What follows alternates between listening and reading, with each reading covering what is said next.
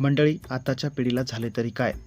राग अनावर होऊन छोट्या छोट्या कारणास्तव अनेक ठिकाणी हत्या घडून येत आहेत.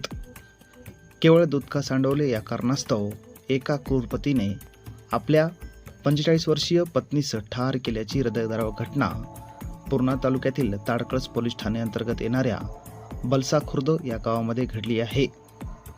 मंडळी, ही घटना सोमवार दिनांक 8 सप्टेंबर 2025 रोजी दुपारी 2च्या सुमारास उघडकीस आली आहे. या घटनेमध्ये मृत्यू पावलेल्या पत्नीचे नाव सुनीताबाई शिंदे असं आहे, तर खून करणाऱ्या क्रूरपतीचे नाव देवीदास शिंदे असं आहे. केवळ दूध का सांडवले या कारणास्तव पतीचा राग अनावर झाला व त्याने पत्नीस शेतामध्ये व त्यानंतर घरी देखील जोरदार मारहाण केली. त्यानंतर पत्नीचा दस्तीने गळावळून खून केल्याचे पोलीस जबाबात उघड झाले आहे.